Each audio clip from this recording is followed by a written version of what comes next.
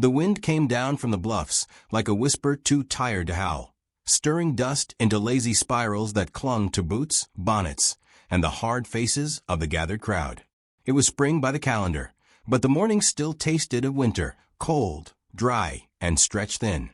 The Orphan auction always brought the town out, dressed in their Sunday best and their worst thoughts. They'd built a small stage beside the town hall, just high enough to remind everyone what was being taken and what was being left behind. Each child stood when called, names read from a ledger by Mayor Silas Rourke, who looked more like he was conducting cattle trades than human reckonings. The process was quiet, quick. A family raised their hand, a nod was given, and a child walked off into a new life with nothing but a bundle and a backward glance. By the time the sun cleared the blacksmith's roof, all the children had gone, except one. She stood barefoot on the platform, knees locked as if she'd forgotten how to bend them. Wrapped in a coarse wool blanket, thin arms hidden beneath the folds, her face was pale and still, not with fear, but the kind of silence that comes from long endurance. Her hair was cut unevenly, strand stiff with dust. She did not cry. Crying, likely, had left her long ago. The mayor cleared his throat. This one here is about 8. No known kin. Been through 2 placements that didn't hold. Quiet sort. Nobody moved. From the feed store porch, someone muttered, "That the mute one?" A woman near the front scoffed. "Heard she don't eat proper. Like an animal." More murmurs followed. The girl didn't flinch. Her eyes scanned the crowd, not searching, not hoping, just watching, like one might watch birds fly away from grain they'd never taste. Elias Boone stood at the edge of a square, coat collar pulled high, hat low. A sack of oats rested in the crook of his arm, half forgotten. He hadn't come for this. He didn't even know the auction was today. He'd been headed to the mill, hoping to stretch his last coins into something that could pass for feed. But now he was still caught in the web of that girl's gaze. She saw him. That was the strangest thing.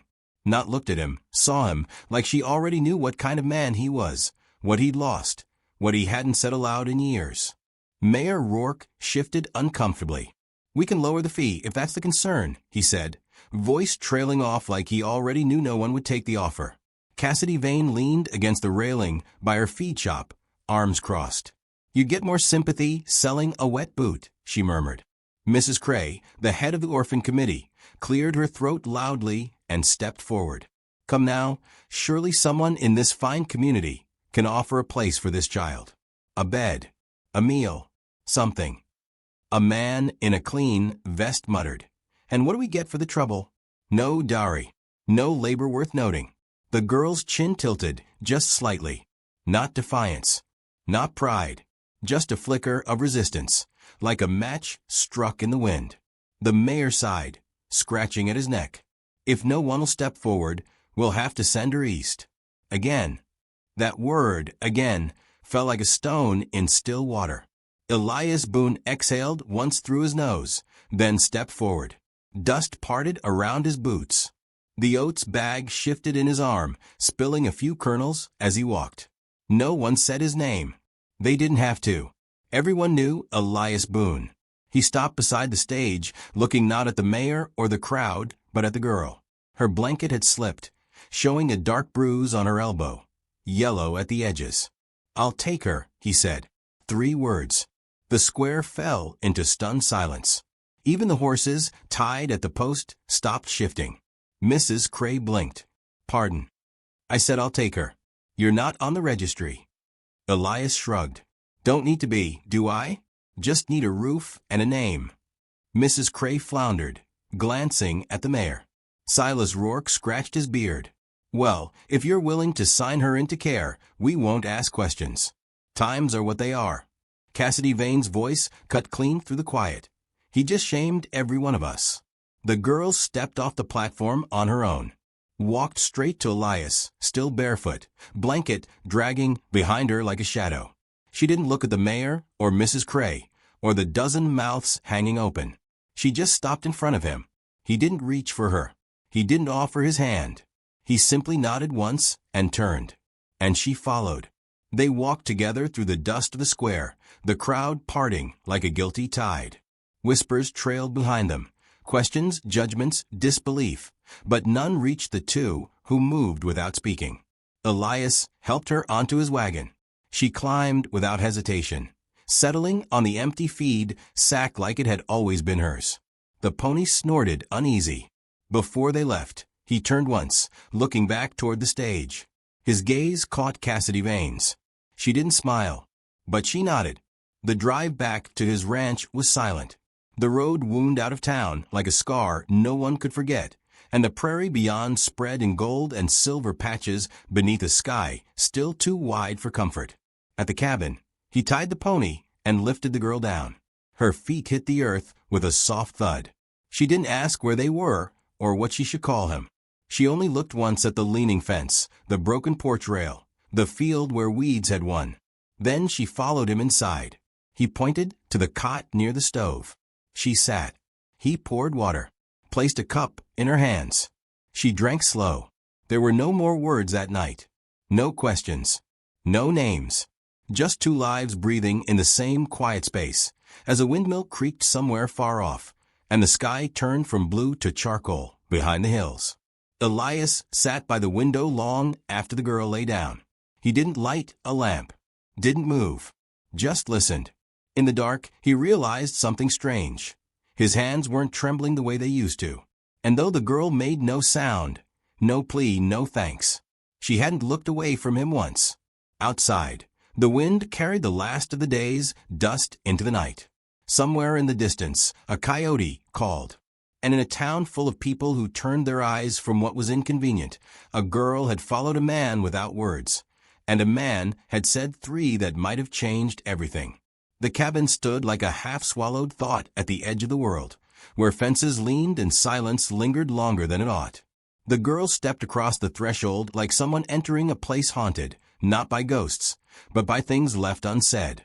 Her bare feet made no sound on the warped wooden floor, though Elias heard her all the same, felt the presence of another soul in the space that had been his alone far too long. She didn't ask where to go, just drifted toward the cot by the stove and sat, still clutching the blanket like armor. Her eyes followed him without fear, but without trust either. Just that same eerie quiet. Something between resignation and study, like she was already memorizing the shape of her new cage. Elias poured water from the jug, placing a chipped cup on the table. She didn't move. "You'll want a drink," he said. Still nothing. He sat on the opposite chair, the one with a leg shorter than the rest. It wobbled when he leaned forward, resting his elbows on his knees. He didn't look at her now, though he could feel her gaze like pressure on the side of his weather-worn face. The room smelled of pine smoke and worn leather, of ash and old grief. The fire popped once, startling the silence into shifting. "I ain't got much," he said after a long pause. "Not money, not manners. But I won't hit you. And I don't drink the kind that makes men mean." Her eyes didn't change, but her hands unclenched just a fraction on the edge of the blanket. There had been another cot once, on the other side of the stove. He had taken it down 2 winters ago, when keeping it felt like leaving the door open to a ghost.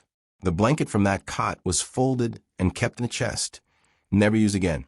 He didn't open that chest now, not yet. Instead, he stood and set about making something that resembled supper. Beans, boiled potatoes, a corner of salted pork sliced too thin.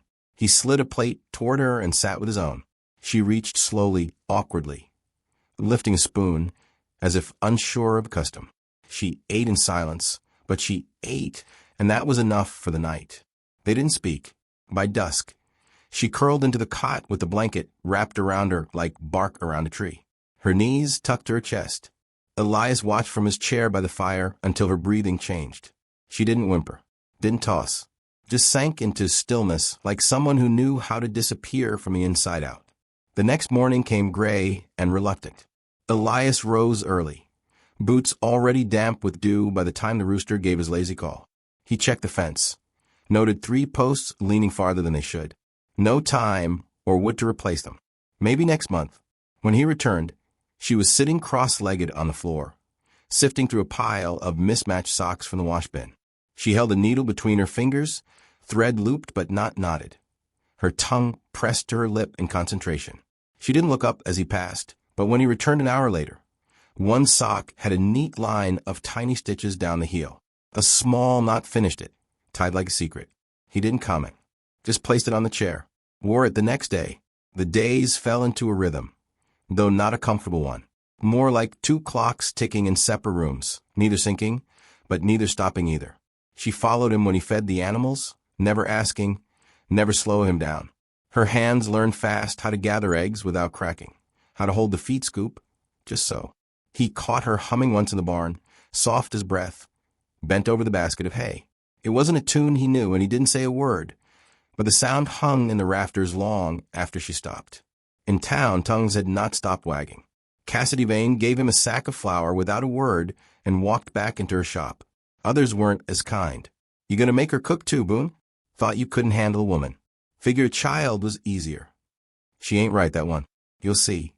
He said nothing, loaded his supplies, paid in coin and silence, and drove home without looking back. That night he carved a small horse from pine wood, just like he used to. The habit returned without thought, knife steady, hand sure. The body took shape, then the legs, then the careful arch of the neck. He placed it on the windowsill by her cot while she slept. The next morning it was gone. He didn't ask. She didn't mention it. But 2 days later, the little horse appeared on the porch rail, balanced like a guardian facing the fields. They existed in small exchanges. A comb left on the table. A slice of bread buttered and placed beside his plate. A scarf too long for her, laid out near his coat hook. He didn't know if she meant them as gifts or tokens of arrangement, but he accepted them like breath, necessary and quiet. The fence broke in a storm that came without warning. Rain pounded the cabin roof, wind shaking the shutters like angry hands. He went out with his coat half-fastened and boots slick with mud, hammering stakes by lightning and memory. She stood on the porch, blanket clutched around her, not crying, not calling, just watching. He came back soaked, hands scraped raw. She met him at the door with a dry cloth. He flinched as she dabbed at the cut, but didn't stop her. Her fingers were small and careful. She didn't speak, didn't need to. Later, by the fire, she sat stitching again. This time it was one of his shirts, torn at the sleeve. Her feet swung just above the floor. Outside, the storm wandered off like a drunk, losing interest. He stared into the flames, wondering when the cabin had started feeling full again. The next day he found her kneeling behind the barn, beside a cross made from 2 nailed sticks, weather-worn, half sunk into the grass. She held a single yellow dandelion, plucked from the field. Didn't cry, just placed it on the grave and sat a while. He said nothing, turned away before she noticed him watching. That evening, as the sun bled across the horizon, she handed him a folded piece of paper, a sketch, rough but clear, of the cabin, the pony, the fence, and him standing with a hat too large and a girl beside him, her face finally smiling. He didn't know where she got the paper or the charcoal. He didn't ask, just placed the drawing on the mantel, right where the wedding photo used to be. They still didn't speak, but something in the quiet had shifted, like breath after holding it too long, like the first thaw in spring, so slight you'd miss it if you weren't waiting for it. And though the girl said nothing as she passed him the mended shirt, as she peeled potatoes with her feet swinging from a stool, as she planted 3 seeds beside the porch and guarded them with stones, he began to hear her louder than any voice. Elias Boone, who hadn't believed in much for a long time, watched her trace her name in the dust one morning with a stick. No last name, just a shape, something trying to become. He didn't tell her to stop. The wind picked up again that night, soft and low, like it was trying to remember the song she'd hummed in the barn. He sat by the fire with his boots off and thought, maybe tomorrow I'll show her how to ride. Not to escape, but just to know she could. Spring deepened slowly, like a woman easing into a cold river. Hesitant, thoughtful, but determined. The prairie breathed again. Grass pushed up through soil hardened by too many dry years, and the sky softened into a quiet blue that held the light longer each day. At Elias Boone's ranch, change moved without sound. No declarations, no great shifts, just the whisper of things growing. The girl rose with the sun now. He'd never asked her to. She moved lightly around the cabin, feeding the hens, rinsing the tin plates, braiding scraps of cloth into something like a rug. Elias watched without interfering. He had long since learned the value of silence, and how much could be said without speech. One morning, she planted a row of seeds along the front porch, wildflowers, stolen from a packet left behind at the mercantile or maybe lifted from the open market stalls when no one watched her. She didn't ask. She just knelt there in the dirt, digging holes with a spoon, planting with careful fingers, and lining the patch with 4 river stones she must have fetched from the creek herself. He almost stepped on them without noticing, but something in the way they guarded the fragile dirt made him pause. He walked around them instead. The girl watched from the steps, her eyes quiet but sure. The days wore on in slow rhythm. She made a halter from old rope, splicing it the way she'd seen Elias do. He gave her the old curry comb, dull with age, and she used it on the pony until its coat shone like copper.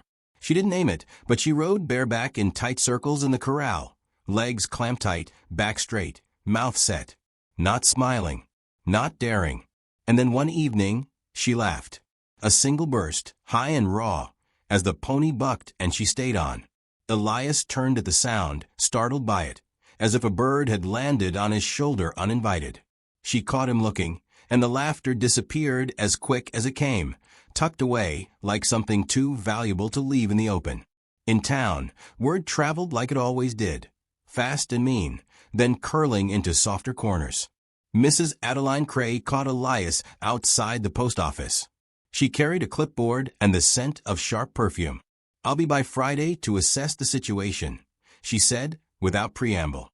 "Every child deserves proper oversight." He tipped his hat. "She's fed. Has a bed. Ain't that oversight enough?" Mrs. Cray sniffed. "We've received concerns. A man alone, raising a girl with no schooling, no churching. There are structures for a reason." He didn't answer, just walked away, his boots slow and steady on the boardwalk. Cassidy Vane stepped out from her feed store a moment later, wiping her hands on her apron. "She's got more sense than most grown folks," Cassidy called after him. "And I seen the girl smile. That's more than she ever did in town." Elias didn't look back, but his hand touched the brim of his hat as he passed. That night, he told the girl Mrs. Cray was coming. She didn't speak, but her lips pressed into a thin, familiar line. The line people made when they stopped hoping for fair treatment. She spent the next day cleaning the cabin, sweeping dust from corners, folding every blanket twice, even washing the windows until they shimmered like creek water. Elias said nothing, but something in his chest tightened at the sight. Not pride, not worry, something older. Friday came hot and dry. Mrs. Cray arrived with 2 committee women and a heavy purse that clacked when she moved. They inspected everything. The stove, the cot, the food stores, the outhouse. They asked the girl questions she didn't answer, and when she didn't speak, they scribbled in their notebooks with tight mouths. Elias watched, arms folded, jaw firm. He didn't raise his voice, didn't beg or justify. "She speaks when she wants to," he said at last. "Don't mean she's broken." Mrs. Cray gave him a long look. Sometimes kindness masks neglect. Children need structure. She's got that. Chores, meals, rhythm. That ain't neglect. They left with no conclusions, just more notes and the promise of another visit.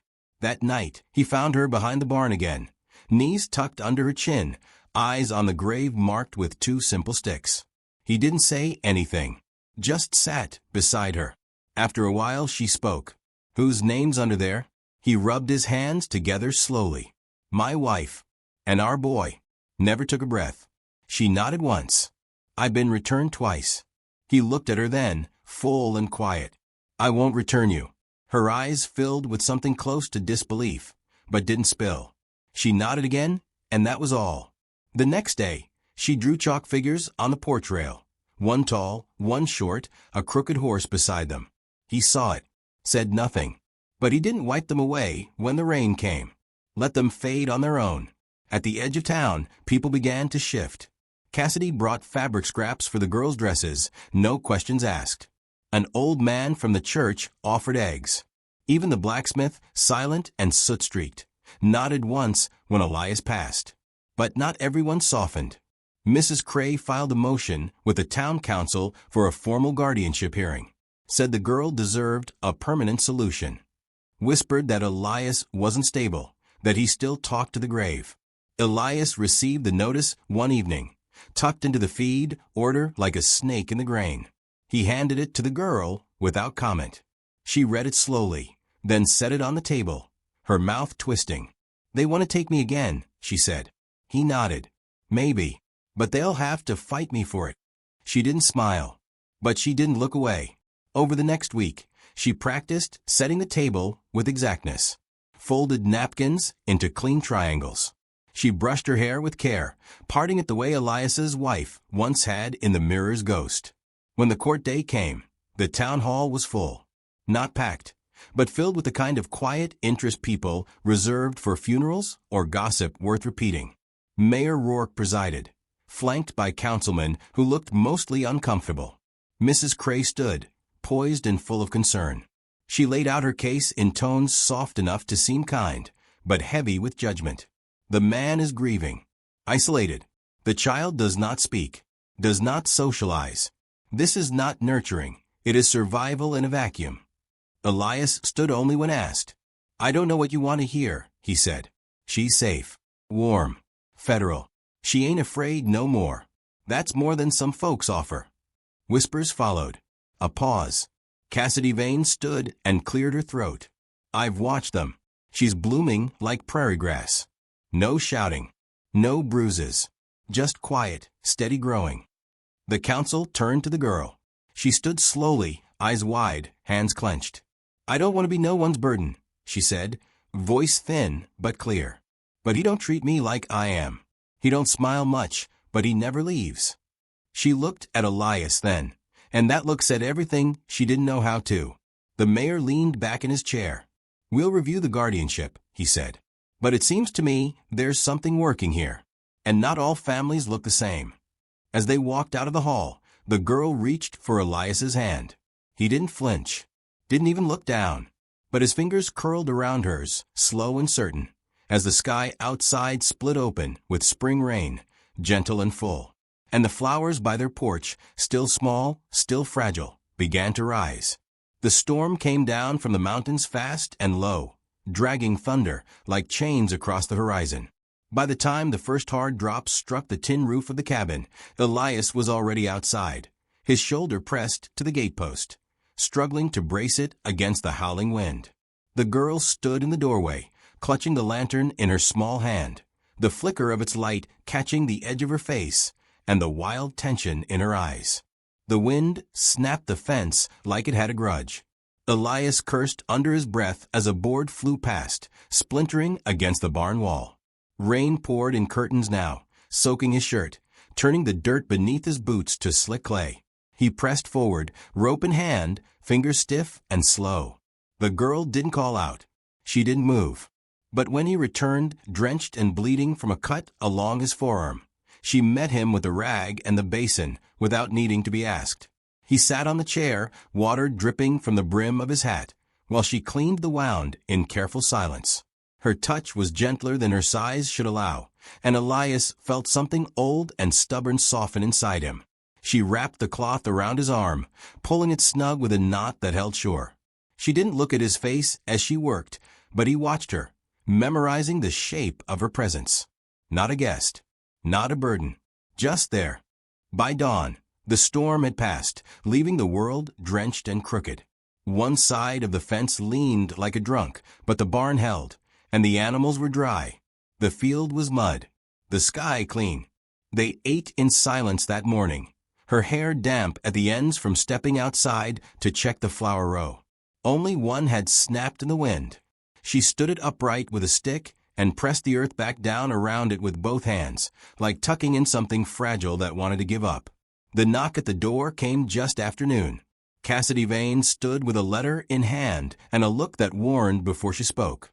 "They've pushed it forward," she said, voice low. "The hearings this week. Mayor didn't want it, but Cray pulled strings." Elias took the envelope, didn't open it. He didn't need the details. He could see it all in Cassidy's face, the worry, the regret, the helplessness people wear when justice tilts the wrong way. "She'll try hard this time," Cassidy added. "You embarrassed her, And folks like her don't forget that easy. The girl watched from the porch steps, silent as always. Cassidy looked at her, then back to Elias. She deserves to stay. You know that. I'll speak if I'm needed. Elias nodded, jaw set. After Cassidy left, he sat on the porch rail, the paper unopened in his hand. The girl came and sat beside him, their shoulders close but not touching. She didn't ask what it was. Maybe she already knew. He opened it then, read the words slowly, like chewing dry meat. The hearing was set for Friday. A formal request for revocation of informal guardianship. Language that made the girl sound like a misfiled document. That night, he pulled the chest from under the cot. The one he hadn't opened in 3 years. She watched from her spot by the fire, legs curled beneath her, eyes wide and waiting. He opened it and pulled out a dress. It was old, but well kept, blue, with tiny white flowers stitched along the hem. His wife had worn it one spring day when the prairie bloomed in purple and gold.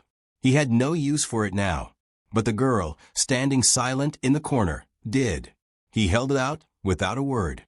She reached for it slowly, like something sacred. Friday came too fast. The town hall filled not with strangers, but with the kind of people who knew all your business and judged you anyway. Elias wore his best shirt, the collar stiff and unfamiliar. The girl stood beside him in the blue dress, her hands smoothed against the seams as if trying to hold herself in place. Mrs. Cray was already speaking when they arrived. Lacking structure, lacking education, lacking moral oversight. A child is not a stray dog to be taken in on pity and stubbornness. Elias took his place at the front, jaw tight, eyes scanning the room. Mayor Rourke sat at the table, flanked by 2 councilmen who looked like they'd rather be anywhere else. The girl didn't fidget. She stood still, chin high, eyes calm.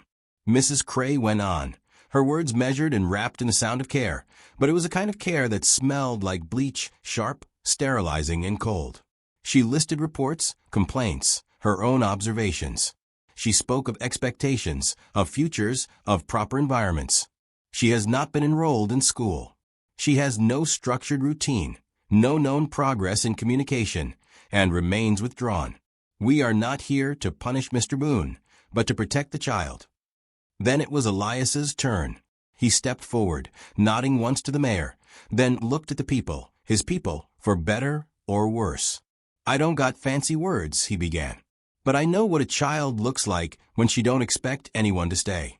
I seen it every day the first month she was with me. Eyes like a locked door.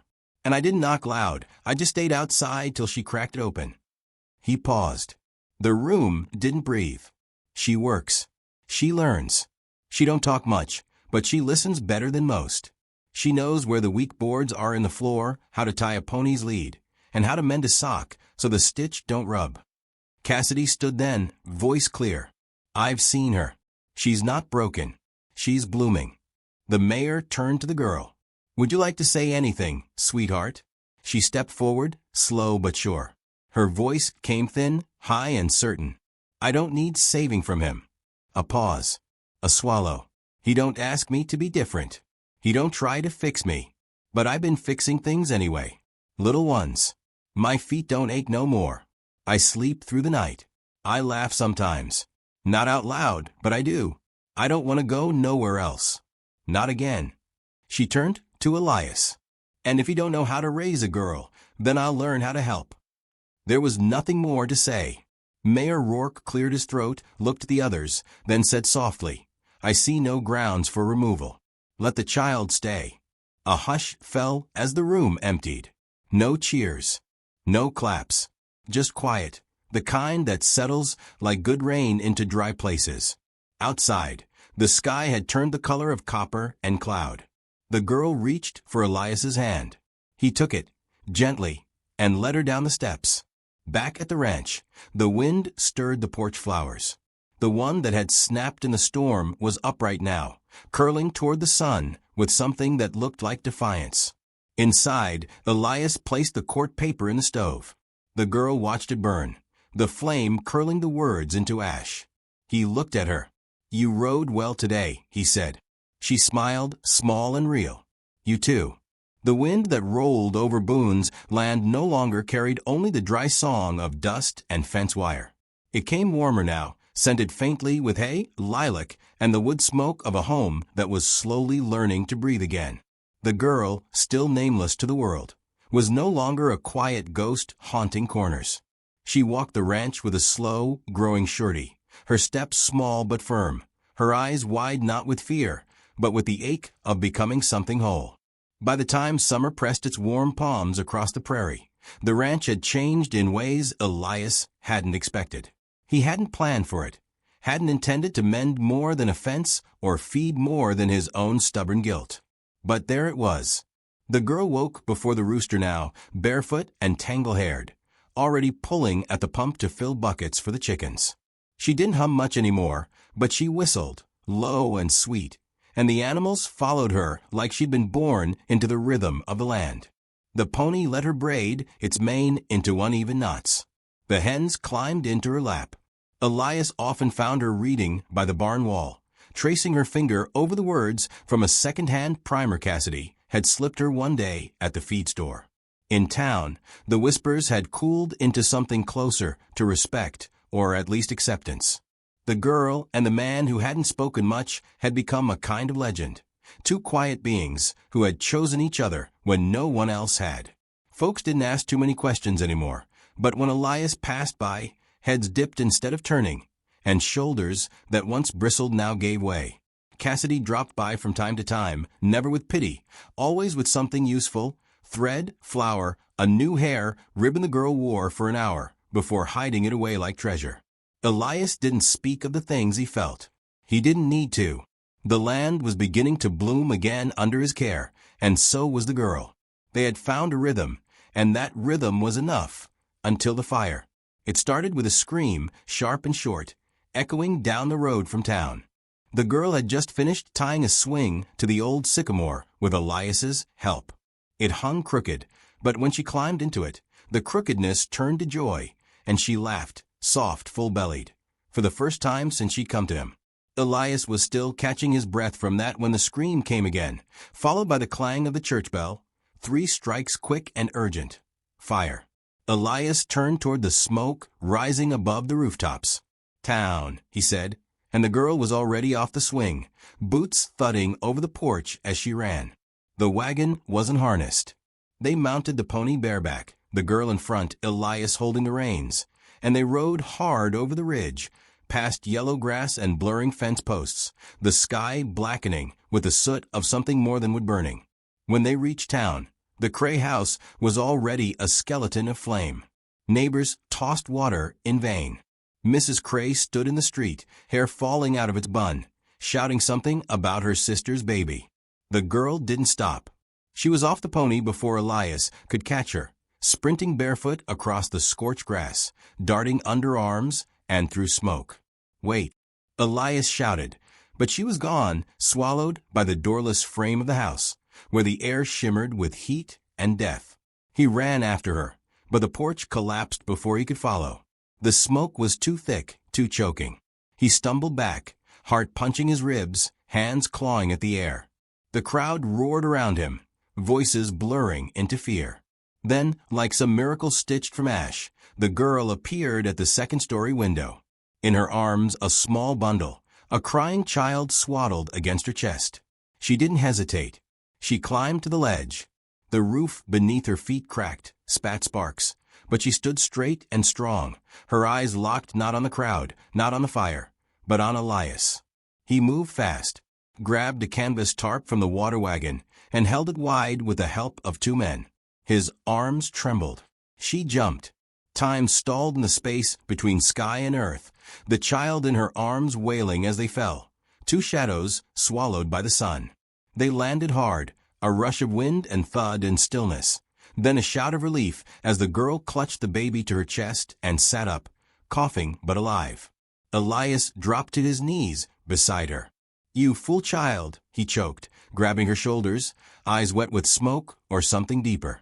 She smiled, soot-streaked and wild. "I remembered what you said. About smoke and low ground," she rasped. "And about fear not being stronger than fire."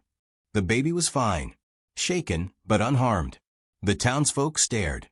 Mrs. Cray stepped forward, mouth open, the usual sharpness gone from her voice. "I don't know what to say." The girl stood, wobbled, and looked her straight in the eyes. "You said I was quiet, 'cause I was dumb," she said. "But I was just listening." Mrs. Cray had no answer. Cassidy came then, took the baby, and wrapped her in her shawl. "You saved her life," she whispered, voice breaking. Elias rose behind the girl, one hand on her shoulder. "She's been saving mine a while now," he said, loud enough for the whole street to hear. After that, no one questioned where she belonged. No one doubted who she was. She had no legal papers, no blood claim, no formal bond. But she had leapt through fire, and that was proof enough. Back at the ranch, things returned to their slower rhythm, though something inside had shifted. The girl sat on the porch swing often now, feet brushing the packed earth below, the wind lifting her hair. She didn't hum. She sang, quiet and clear, old songs with no known names. Elias built a small bookshelf by the window and filled it with whatever he could find. Books from Cassidy, old almanacs, a Bible whose corners were curled like the ears of an old mule. One evening, he brought out the branding iron, not for cattle, but for wood. He burned 2 letters into the side of the porch rail, E and G. Just that. Nothing else. No explanation needed. She traced it later with her thumb, not asking what it meant. She already knew. They didn't talk much about the fire, or the courtroom, or the grave behind the barn. But the swing kept swinging. The flowers kept blooming. The house was no longer just a cabin, it was home. The first time she called him Pa, it was barely more than a whisper, said while tying a bundle of dried mint with twine. He didn't look up, just nodded and said, "Yeah." That was all it took. The sky shifted into fall, and the fields turned gold. The pony grew slower, the nights colder, but the warmth in the house remained steady.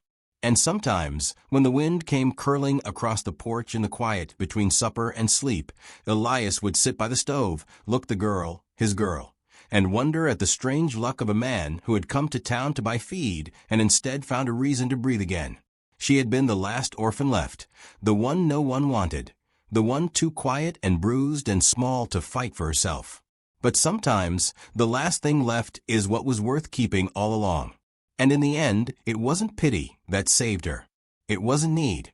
It wasn't even love in the way people wrote it in books or prayed for in church. It was just a man who didn't walk away, and a girl who stayed. Somewhere in that simple stubbornness, in that shared silence and soft watching, they had built something the world couldn't tear down.